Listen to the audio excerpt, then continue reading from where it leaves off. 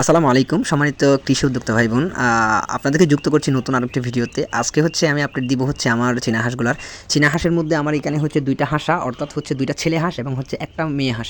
কয়েকদিন যাবত হচ্ছে একটা সমস্যা ফেস করতেছি। একটা যে মেয়ে হাঁস যেটা আছে, যেটাকে আমরা হাসি বলি আমাদের বাসায়, আমাদের চিটাগাংয়ের ভাষায় হাসি বলা হয়। তো এই ইয়াটা প্রচুর পরিমাণে ডিস্টার্ব করতেছে, মানে এক জায়গা থেকে অন্য জায়গায় ফ্লাই করে চলে যায়। যেহেতু আমরা গ্রাম অঞ্চল, একজনের টিন থেকে অন্যজনের টিন এরকম করে যাইতে হয়তো বা একসময় ফ্লাই করে অন্য জায়গায় চলে যেতে পারে, ওখান থেকে আর নাও আসতে পারে। তো সেই জন্য আমরা হচ্ছে ডিসিশন নিয়েছি যে কি এই ফ্লাই করা যে হাঁসটা, এবং এই ফ্লাই করলে আরেকটা অসুবিধা হচ্ছে, এটা হাঁসের সাথে মিটিং করে না, যার কারণে হচ্ছে এখান থেকে আমরা বীজ ডিম পাবো না। তো এইটার বয়স হচ্ছে 5 মাসের কাছাকাছি হয়ে যাচ্ছে। তো সেই জন্য আমরা হচ্ছে লক্ষ্য করলাম এই হাঁসটাকে যদি আমরা পালকগুলো কেটে দিই, তাহলে হচ্ছে আমাদের হাঁসগুলো আর ফ্লাই করতে পারবে না, এবং হচ্ছে আমাদের দুইটা জিনিস সুবিধা হবে। এক হচ্ছে আমাদের হাঁসটা হারাই যাওয়ার সম্ভাবনা থাকবে না, এবং হচ্ছে যেটা আমরা এখান থেকে যদি বীজ ডিম নিতে চাই, তাহলে এটা হচ্ছে 100% আমরা নিশ্চিত থাকতে পারবো। তো আমরা ডিসিশন নিয়েছি হচ্ছে আমরা এইভাবে হচ্ছে পালকগুলোকে কেটে দিচ্ছি। 5টা পালক, বড় পালক যে পাশের পালক যেগুলো আছে প্রথম 5টা, ওগুলো রেখে হচ্ছে আমি বাদ বাকি আরগুলো সবগুলো কেটে দিচ্ছি। তো এইভাবে যদি আমরা করতে থাকি, তাহলে হচ্ছে হবে কি আমাদের যেটা হচ্ছে আবার হাঁস উড়ে যাওয়ার সম্ভাবনা থাকবে না, এবং হচ্ছে ভালো করে হাঁসের সাথে মিটিংও করবে। তো এটা কাটা দেওয়ার পর হচ্ছে আমরা